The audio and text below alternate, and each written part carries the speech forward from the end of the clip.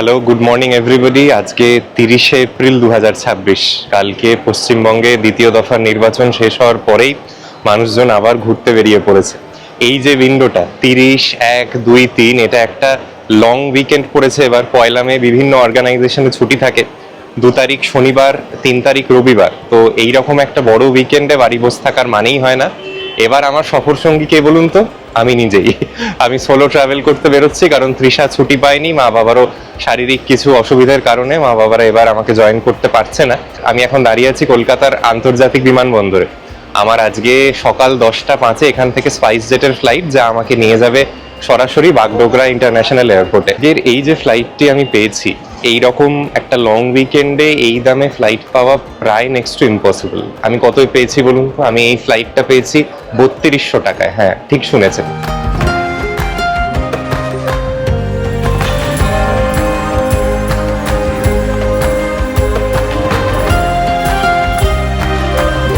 ঘড়িতে এখন বাজে 8টা 45 মতো। আজকে আমাদের বোর্ডিং হবে সকাল 9:30টায়। যাই হোক, বাগডোগরায় তো পৌঁছবো, তারপর যাব কোথায়? এবার আমার ছুটি 3 দিনে। আবার 3 তারিখ বিকেলবেলার কাঞ্চনকন্যায় আমার ফেরা। এই 3টে দিনে 3টে জায়গায় থাকবো। আজকে প্রথম দিনে থাকবো হচ্ছে চারখোলে। চারখোলের বিষয় আপনারা কম বেশি সবাই জানেন। আমি গিয়ে এবার উঠছি হচ্ছে চারখোলের সম্ভবত সেরা থাকবার জায়গা, চারখোল রিসর্ট, যেটা এখন নেট দুনিয়ায় ভীষণ রকম ভাইরাল। তার কারণ ওনাদের সেই রুম যার 3টে দিক খোলা, এবং সরাসরি রুমগুলোর বেড থেকে বসেই কাঞ্চনজঙ্ঘা দেখা যায়।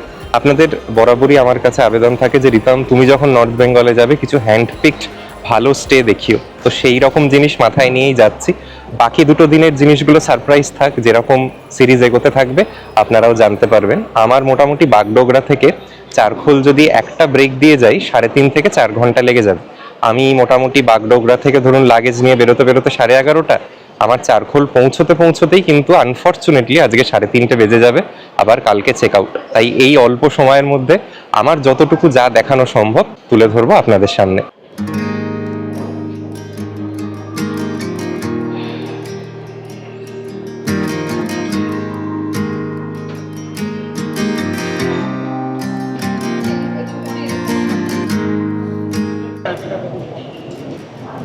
লাউঞ্জের এই সেকশনটায় ভিড় কম থাকে। যাদের এমএক্সের কার্ড আছে তারা সরাসরি এই দিকে চলে আসবেন, বাঁ দিকের কাউন্টারটায় যাওয়ার প্রয়োজনই নেই।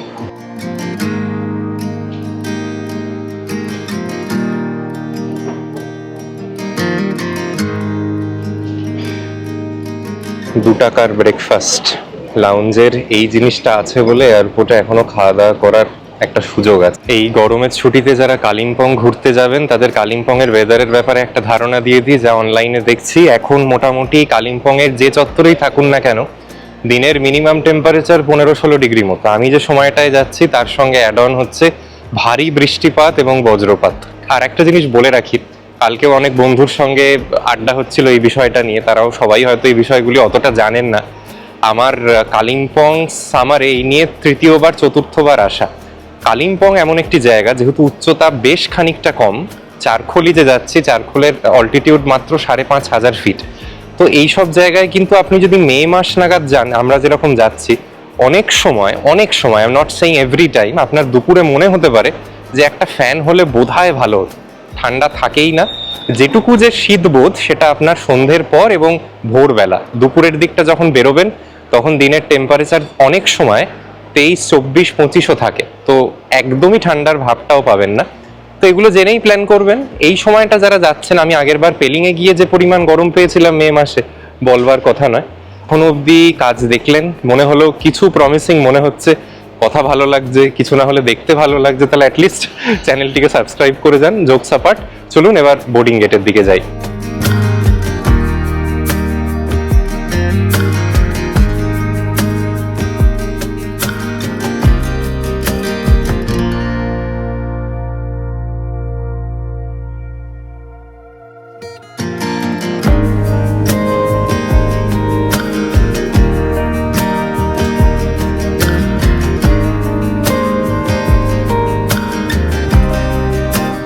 বোর্ডিং হয়ে গেছে। এবার স্পাইস জেটের ভালো মানের ফ্লাইট। এটা একটা অন্য কোনো ব্র্যান্ডিং করা ছিল ফ্লাইটটা, স্পাইস জেট তো লেখা ছিল না। স্পাইস জেটের ফ্লাইট ইউজুয়ালি খুব খারাপ অবস্থায় পাই যতবারই গেছি, বাট এবার অভিজ্ঞতা অন্যরকম। আর আজকে জ্যাম প্যাকড, যেরকম বলছিলাম 30 তারিখের এই ফ্লাইটটার হাই ডিম্যান্ড। সকালবেলা যেহেতু ছাড়ছে, টাইমিংটা খুব ভালো, খুব ভোরেও নয়, আবার পৌঁছচ্ছেও 11:30-12টার মধ্যে। আপনি দার্জিলিং যান, গ্যাংটক যান, বিকেলের মধ্যে পৌঁছে যাবেন। তো এই ফ্লাইটগুলোর খুব ডিম্যান্ড থাকে ইউজুয়ালি। এইরকম কিছুটা ফ্লাইটটা দেখুন, সুন্দর পরিষ্কার পরিচ্ছন্ন। আজকে আনফর্চুনেটলি উইন্ডো সিট পাইনি, আপাতত বসে আছি খালি বলে। আজকে আইল সিট জুটেছে কপালে। বেরোলাম বাগডোগরার এয়ারপোর্ট থেকে। আমাদের গাড়ি এসে গেছে প্রায় 1 ঘন্টা আগেই, পার্কিংয়ে অপেক্ষা করছে। গাড়ির সমস্ত তথ্য দিচ্ছি, গাড়িতে বসে আপাতত পার্কিংয়ে যাওয়া যাক। বাগডোগরার কোনো সিন দেখাতে পারলাম না, কারণ এটা একটা ডিফেন্স এয়ারপোর্ট।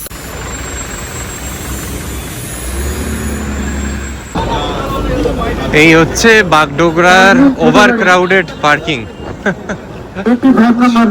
সব সময় ভিড়, এখানেও যাত্রী সাথী। এই হচ্ছে আমাদের গাড়ি, আজকে ওয়াগনার গাড়ি, আমার একার জন্য মোর দেন এনাফ। তো যাই হোক, আমাদের এবার রওনা হওয়া এখান থেকে চারখোল 80 কিলোমিটার্স। যারা এনজেপি থেকে শুরু করবেন, চারখোল ইজ রাফলি 74 কিলোমিটার্স, আর নিউমাল জাংশন থেকে 54-55 কিলোমিটার্স। তাই আপনি জানেন কোথা থেকে শুরু করলে ভালো হবে, আমি আর বারবার বলছি না।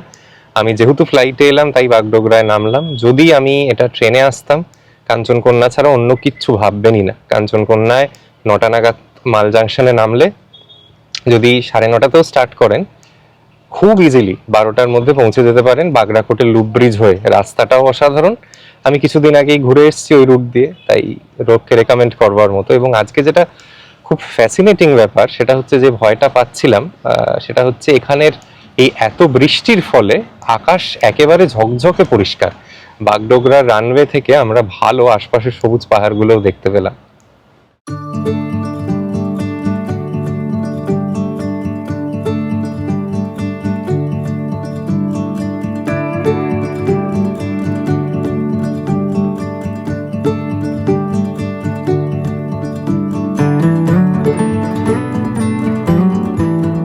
আমরা আজকে যাচ্ছি আরমানজির গাড়িতে। আরমানজি, সে হাই টু মাই অডিয়েন্স।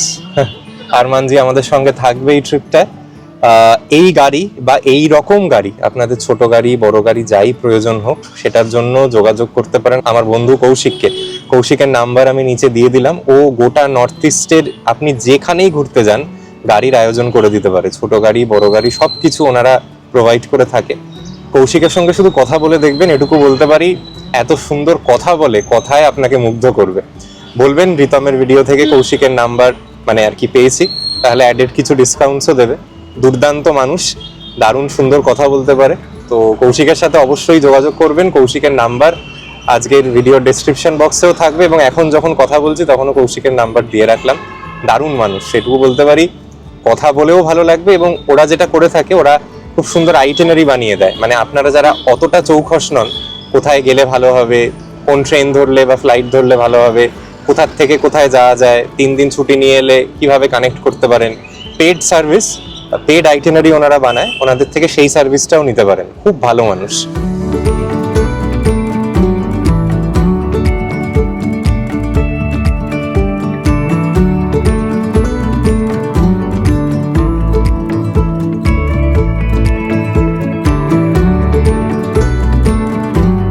আমরা আজকে যে রুটটা নিচ্ছি সেটা হচ্ছে শিলিগুড়ি থেকে সেবক হয়ে আমরা বাগড়াকোটের লুপ ব্রিজটা নেব। আপনারা চাইলে কালীঝোড়ার রাস্তা হয়েও যেতে পারেন।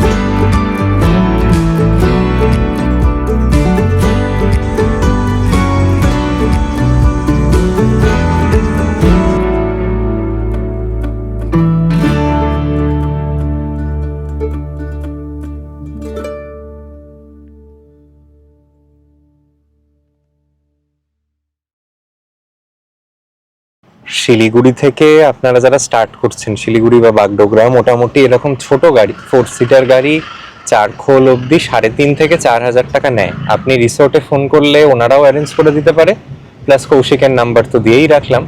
একটাই জিনিস মাথায় রাখবেন, সেটা হচ্ছে চারখোলে কিন্তু আবার সিন্ডিকেটের ব্যাপার আছে। যদি আপনি গাড়ি রিজার্ভ করে না রাখেন, ওখানে গিয়ে নেবেন ভাবেন, আপনার ওখানের সিন্ডিকেট ছাড়া অন্য কোনো অপশন নেই। তবে যদি আপনি সমতল থেকে গাড়ি নিয়ে ওঠেন, তারা আপনাকে নিয়ে অন্য জায়গায় যেতে পারে চাইলে। বাট কোলাখামেও যে প্রবলেমটা আছে, চারখোলেও কিন্তু আছে, সিন্ডিকেট ছাড়া আপনি গাড়ি নিতে পারবেন না। আমরা এমন একটা জায়গায় এসে দাঁড়ালাম, বাগরাকোট লুপ ব্রিজের, যেখান থেকে একটা দুর্দান্ত ভিউ আছে। দেখুন, সামনের মাইল ফলকে লেখা লাভা এখান থেকে 58 কিলোমিটার, কালিম্পং 59, গ্যাংটক 161। কিন্তু এইটা মূল জিনিস নয়, এবার আশপাশের ভিউটা দেখুন শুধু। এত সুন্দর রাস্তা, এত সুন্দর ভিউ, এখানে আপনি এলে মুগ্ধ হয়ে যাবেন। গোটা ডুয়ার্স এবং প্লেনসের একটা ফাটাফাটি ভিউ আছে। এখন তো নদীগুলো সেভাবে জল নেই, শুকিয়ে গেছে। ভাবতে পারছেন যখন এখানে জল থাকবে বা বর্ষার সময়, তখন এখানের ভিউটা কি হবে। আর একটু জুম করে কাছ থেকে দেখাই আপনাদের।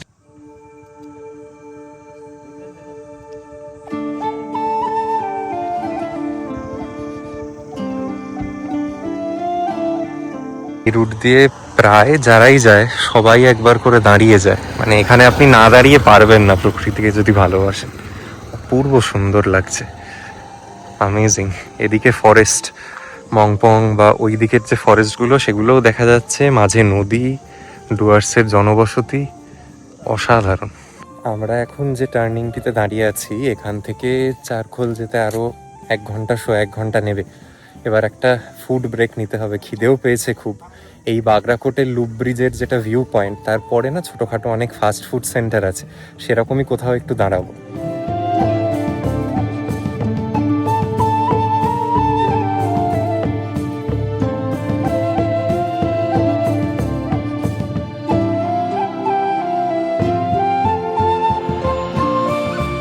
এই সামনেটা থেকে লুপ ব্রিজ শুরু হয়, ঠিক এর আগটা এসেই আপনারা কিন্তু পাবেন হচ্ছে এরকম প্রচুর মোমো, নুডলস স্টোর। আমরাও সেরকম একটি জায়গায় থামলাম।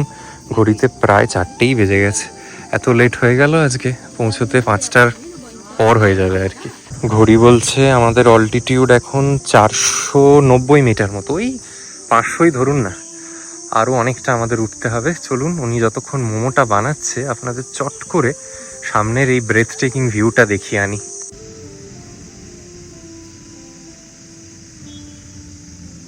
রাস্তা থেকে উঠে এসে আরেকটা পয়েন্ট আছে, এখান থেকে আশপাশটা আরো বেশি পরিষ্কার।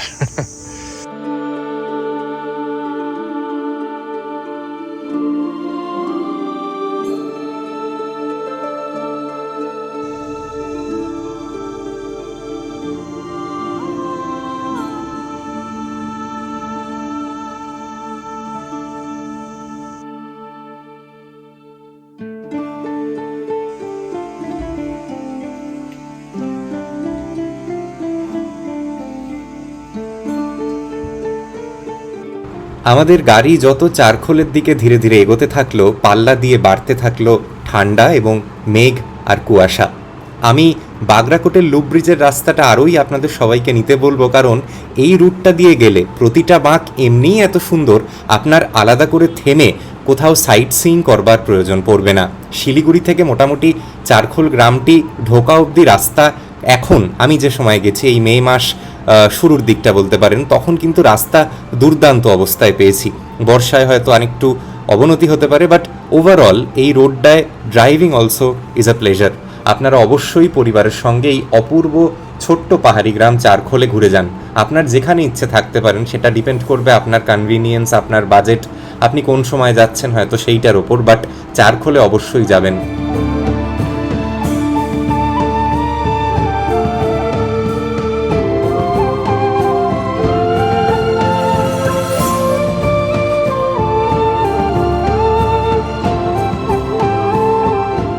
ঘড়িতে বাজে বিকেল 5টা।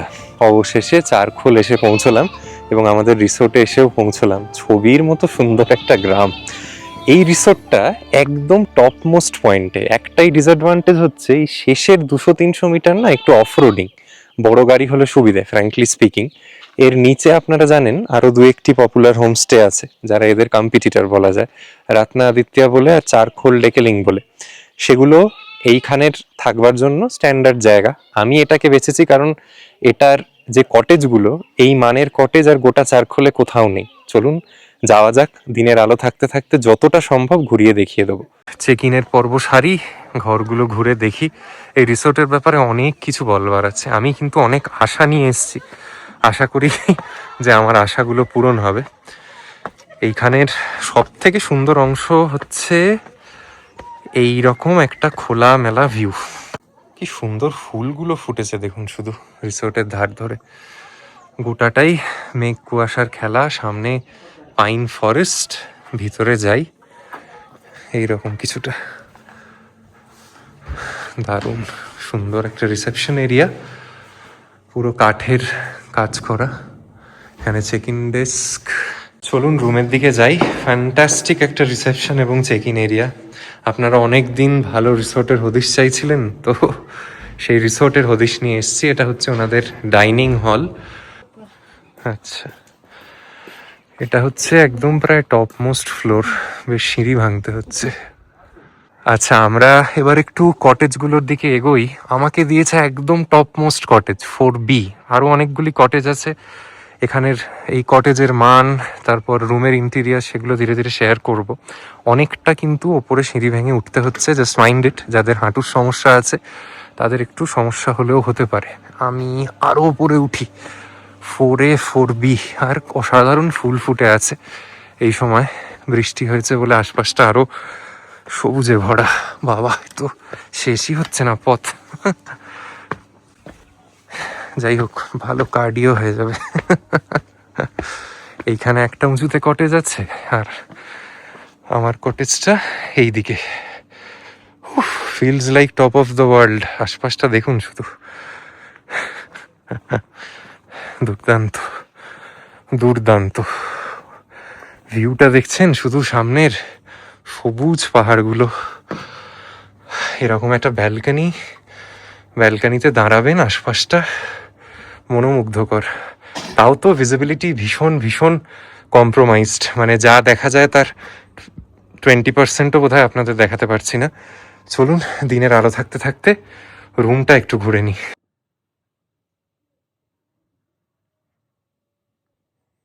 এই যে কটেজগুলো, এটা হচ্ছে ওনাদের কাঞ্চনজঙ্ঘা ভিউ কটেজ।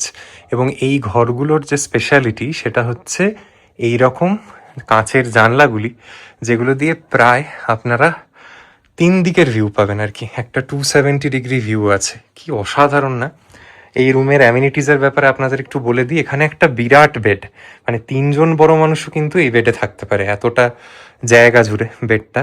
এদিকে একটা ওয়াল ফ্যান আছে, একটা ইন্টারকম আছে রিসোর্টের রিসেপশন বা অন্য জায়গায় যোগাযোগ করবার জন্য। বাঁদিকে ঢুকে একটা ওয়ার্ড্রোব আছে, যেখানে আপনারা এক্সট্রা ব্ল্যাঙ্কেট, বালিশ এগুলো পাবেন। আর ওনারা কিছু কিটস দিয়েছেন, যার মধ্যে বিস্কিট, চা কফি বানানোর সরঞ্জাম এসব তো আছেই, জাগ আছে, ইলেকট্রিক কেটেল আছে, কাঁচের কাপ, এগুলো পাবেন। আর এখানে আরও টুকটাক লাগেজ রাখবার মতো জায়গা। ডান দিকে ওয়াশরুম আছে, এটা একটু পরে দেখাচ্ছি। বাস ঘরটা একটু দেখুন, কি অসাধারণ যে লাগছে।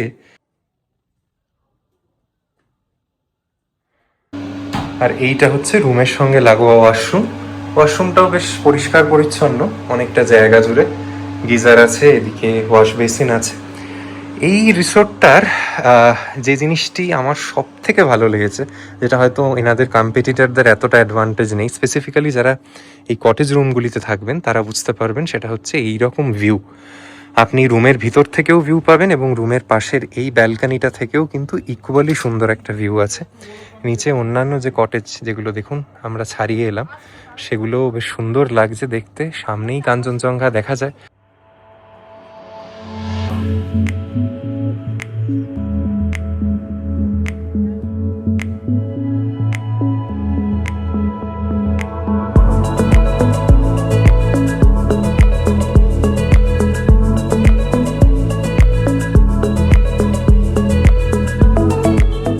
আশা করি এখানের রুম এবং রুম ট্যুর আপনাদের ভালো লেগেছে। এবার এই রিসোর্টটির ব্যাপারে কয়েকটা কথা বলে দিই, যেগুলো আপনাদের জানা উচিত বুকিংয়ের আগে। প্রথমত হচ্ছে কটা ঘর আছে এবং কত রকম ঘর আছে। এখানে টোটালে 10টা ডিলাক্স কটেজ রুম আছে। আমরা যে জাতীয় কটেজে আছি সেরকম 10টা কটেজ রুম আছে, 2টো নন কাঞ্চনজঙ্ঘা ভিউ রুম আছে, বেসিক রুমস, আর ডরমিটরি আছে, 15 বেডের ডরমিটরি।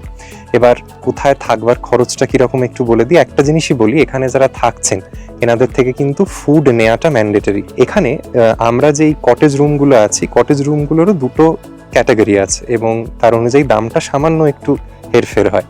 প্রথমত বলি যে সব থেকে ভালো যে কটেজ রুমগুলো সেগুলোর ভাড়া হচ্ছে 2900 টাকা করে। 6টা সেরকম কটেজ আছে, আর বাকি 4টে কটেজ আছে যেগুলোর ভাড়া 2700 টাকা। আর যেগুলো ডরমিটরি বেড সেখানে আপনারা পার ডে 800 টাকায় পার পার্সন থাকতে পারেন। আর নন কাঞ্চনজঙ্ঘা ফেসিং যে রুমগুলো সেগুলোর ভাড়া 2000 টাকা করে। এবার পরবর্তী প্রশ্ন যেটা নিশ্চয়ই মাথায় আসছে সেটা হচ্ছে এটা পেট ফ্রেন্ডলি কিনা। Unfortunately this is not a pet friendly resort. আর ড্রাইভার্স অ্যাকোমোডেশন এনাদের ডিরেক্টলি এই রিসোর্টের মধ্যে নেই, তবে পাশে আরো ছোটখাটো রিসোর্ট আছে এবং অন্যান্য জায়গা আছে যেখানে ড্রাইভাররা থাকতে পারেন। আমাদের ড্রাইভারও কিন্তু তাই করছে, অন্য পাশে একটি জায়গায় গিয়ে ওনারা থাকছেন, তবে এনাদের ডিরেক্টলি ড্রাইভার্স অ্যাকোমোডেশন নেই। আরেকটা যেটা প্রশ্ন সেটা হচ্ছে খাবার খরচ কত per day. Lunch, breakfast, evening snacks, dinner, এই 4টে মেজর মিল নিয়ে পার পার্সন পার ডে খাওয়ার খরচটা হচ্ছে 800 টাকা। আমি আজকে এমন একটা সময় এসে পৌঁছেছি যখন আর লাঞ্চটা খুব একটা ইম্পর্টেন্ট নয়। জানি না লাঞ্চ করবো কিনা, 5:30টার সময় আর কি লাঞ্চ বলুন, একেবারে ইভিনিং স্ন্যাক্স করলেও হয়। তবে আমি লাঞ্চ করলে আপনাদের দেখাতে পারবো অ্যাটলিস্ট যে লাঞ্চে ওনাদের কী কী অ্যারেঞ্জমেন্টস থাকে। সেজন্যই ইচ্ছে না থাকলেও একবার হালকা খাওয়ার ইচ্ছে আছে। তো আপনারা চেষ্টা করবেন কাঞ্চনকন্যায় আসার, তাহলে অনেক সকাল সকাল পৌঁছে যেতে পারবেন। বাগডোগরা থেকে কিন্তু একটা ব্রেক দিয়ে এলেও আমি যা বুঝলাম 4.5 ঘন্টা 4 ঘন্টা লেগে যাচ্ছে।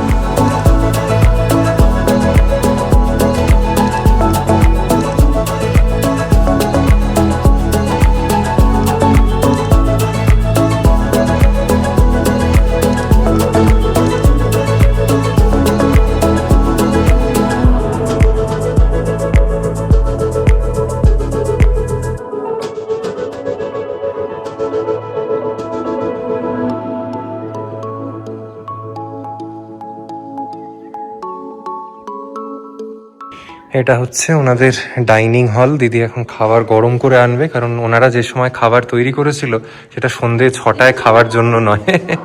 যাই হোক, সুন্দর ডাইনিং হলটাও বেশ সুন্দর, পরিষ্কার পরিচ্ছন্ন। এই ব্যালকনি থেকে কি ভিউ আছে আপনাদের একটু দেখাই। এইরকম, আহা কি সুন্দর কি সুন্দর।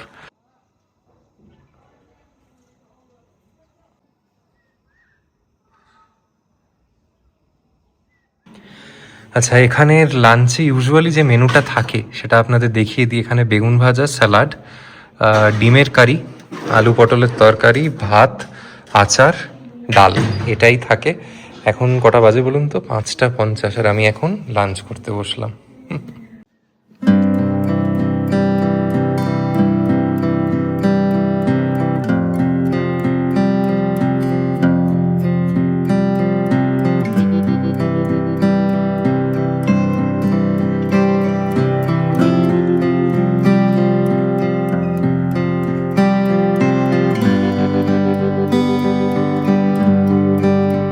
আমার এই রিসোর্টটায় ঘন্টা 2 থাকা হলো। আপনাদের রুমের ট্যারিফ বা এইসব অন্যান্য বিষয়ে তো সমস্ত তথ্য দিয়েছি। লাঞ্চেও আমাদের কি এক্সপিরিয়েন্স হলো, বা রেদার আমার কি এক্সপিরিয়েন্স হলো সেটা দেখালাম।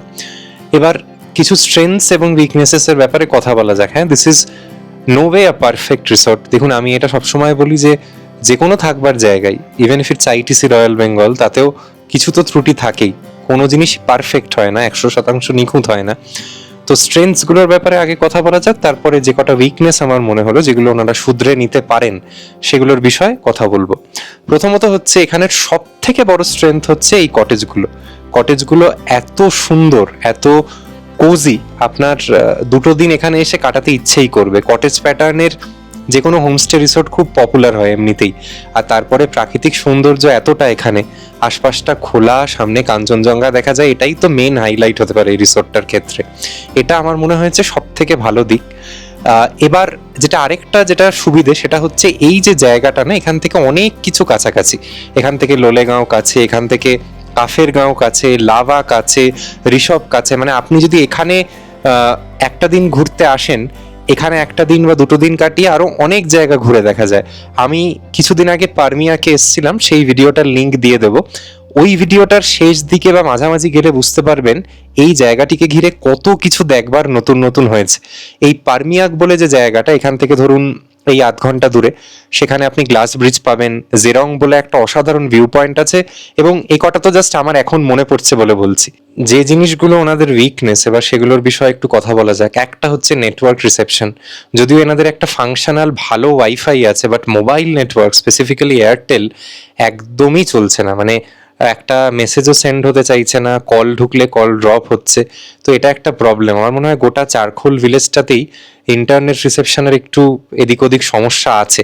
তো এটাও সেটার বাইরে নয়। আরেকটা আমার মনে হয়েছে রুমগুলো যতটা সুন্দর, যতটা ফ্রেশ, তুলনামূলকভাবে এনাদের টয়লেটটা অতটা ভালো লাগেনি আমার। আমার একদম মনে হয়েছে যে যে গিজার বা দেয়ালের, আমি কিছু ছবি দেখাচ্ছি যখন কথা বলছি, সেগুলো বেশ পুরনো হয়ে গেছে এবং রেনোভেশনের প্রয়োজন আছে টয়লেটের পার্টটা। আরেকটা জিনিস যেটা এখানে হলে ফাংশনাল থাকলে ভালো হতো, সেটা হচ্ছে ইন্টারকমটা চলছে না। আমি আসবার পর থেকেই দেখছি ইন্টারকমটা কিন্তু নন ফাংশনাল। ম্যানেজার বাবুর মোবাইল নাম্বার নিয়ে রেখেছি ওই জন্য, যাতে যদি কোনো দরকার হয় ফোন করতে পারি। ইন্টারকমটা চললে সুবিধা হয় কি, টুকটাক যদি কিছু রিসেপশনে যোগাযোগ করার থাকে বা কিচেনে কিছু অর্ডার দেওয়ার থাকে, তাহলে বারবার ফোন করতে হয় না একজন মানুষকে, রিসেপশনে ডিরেক্টলি কানেক্ট করা যায়। এখানে আছে যদিও, but somehow this doesn't work. আমার এই দুটো তিনটে জিনিস ছোটখাটো মনে হয়েছে। আশা করি ভবিষ্যতের দিনে ওনারা শুধরে নিলে এখানে গেস্ট এক্সপিরিয়েন্সটা বেটার হবে।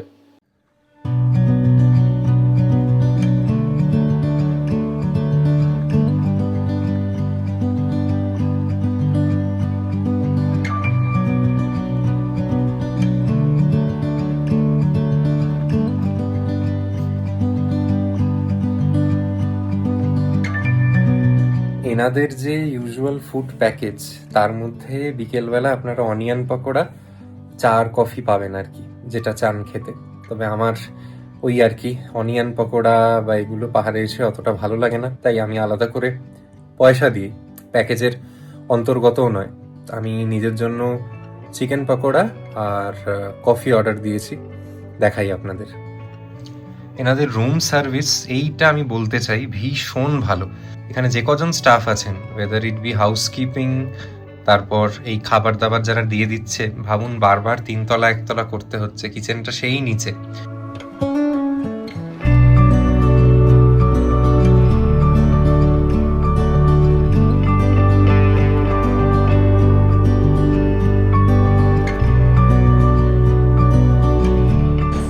ডিনারে কি অ্যারেঞ্জমেন্টস আপনাদের দেখাই। এখানে আছে স্যালাড, চিকেন, এটা কিসের সবজি দিদি? এটা আলু ফুলকপি, ডাল আর রুটি। রাইস ভি হে কে? রাইস ভি হে। আর সব থেকে সুন্দর অংশ যেটা, সেটা হচ্ছে এই বারান্দা থেকে রাত্রিবেলায় শিলিগুড়ি শহরের ভিউ। একটু কাছ থেকে দেখুন, এত সুন্দর যে লাগছে না আশপাশটা। এই গোটা রিসর্টের বিভিন্ন অংশ থেকে মেসমারাইজিং কিছু ভিউ আছে। মানে সেটা আমি ভাষায় প্রকাশ করতে পারবো না। আমার কাছে এমন কোনো ভালো ক্যামেরাও নেই যে অতটা জুম করে হয়তো আপনাদের দেখাতে পারবো। বাট আমি শুধু এটুকুই বলছি, যারা এই জায়গাটিতে অক্টোবর নভেম্বর মাসে আসবেন, মিলিয়ে নেবেন, মুগ্ধ হয়ে বাড়ি ফিরবেন।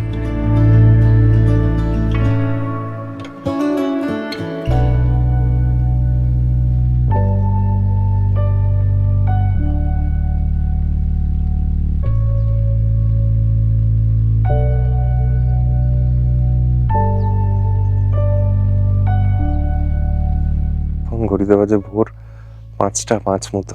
এখানে আজ সূর্যোদয় হয়েছে approximately at 5 in the morning। চারখোলের যদি ম্যাজিকটাকে বুঝতে হয়, তাহলে কষ্ট করে এই ভোরবেলা উঠতে হবে। সারাদিন মেঘাচ্ছন্ন পরিবেশ থাকলেও আপনারা জানেন, usually after a night's rain, সকালবেলা যখন সূর্যোদয় হয়, তখন আশপাশটা ভীষণ ভীষণ রকম স্পেশাল লাগে। আমার সামনের ভিউ এবং এই গোটা রিসর্ট থেকে এই রকম সূর্যোদয়ের সময় একটা অপূর্ব মেসমারাইজিং ফ্রেম পাচ্ছি, আপনাদের একটু দেখাই।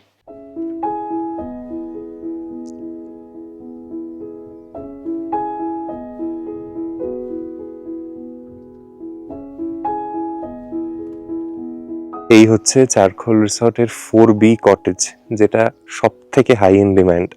আর এই দিকে আছে হচ্ছে আরেকটি কটেজ 5B। এই দুটোর সব থেকে বেশি চাহিদা, এবং কারণটা কি, এই তো কটেজ, এবং কটেজ থেকে যদি আপনি ডান দিকে তাকান, দিস ইজ হোয়াট অ্যাওয়েটস ইউ। পাহাড়ের স্তরগুলো দেখুন, এখন ঘড়িতে বাজে ভোর 5টা 5। অসাধারণ বললেও কম হবে। আমি প্রায় যেদিকেই তাকাচ্ছি গোটাটাই পাহাড়, এবং এটা রিসোর্টটার জাস্ট একটা অংশ। আমি আপনাদের ঘুরিয়ে কটেজগুলোর ওই দিকটাতেও নিয়ে যাব, ওখানে আবার আরেক রকম সৌন্দর্য।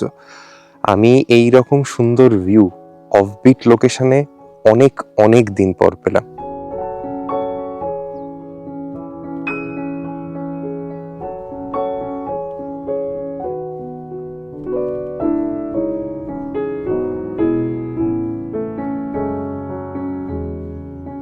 আর এইখানে এটা হচ্ছে আমার রিসর্টের সামনের দিকটা, এখানে আবার আরেক রকম সৌন্দর্য। এদিকটা দেখুন, অন্যান্য কটেজগুলিও যেরকম দেখা যাচ্ছে, সামনের সবুজ পাহাড়। অ্যাকচুয়ালি এই চারখোল রিসর্টটা কিন্তু একটা 360 degree view point.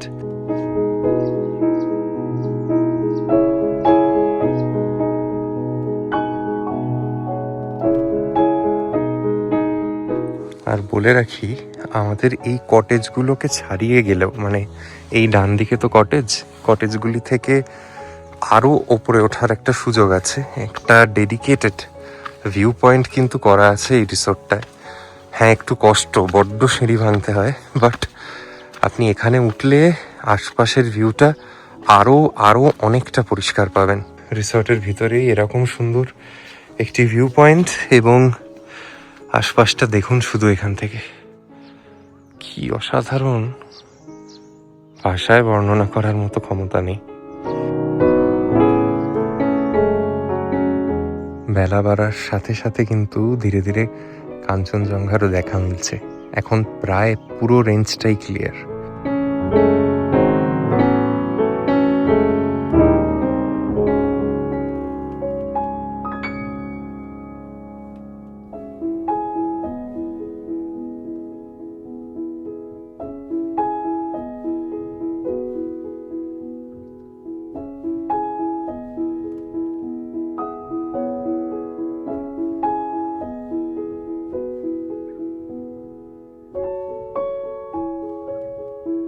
Charkhol resort ছেড়ে চলে যাওয়ার আগে বাকি বলতে একটাই কাজ, সেটা হচ্ছে ব্রেকফাস্ট অ্যাভেল করা। সকাল 10:30 অবধি এখানে ওনারা ব্রেকফাস্ট সার্ভ করে। দেখি আজকে কি মেনু আছে, সেই অনুযায়ী খেয়ে দে 11টা নাগাদ এখান থেকে রওনা হবো।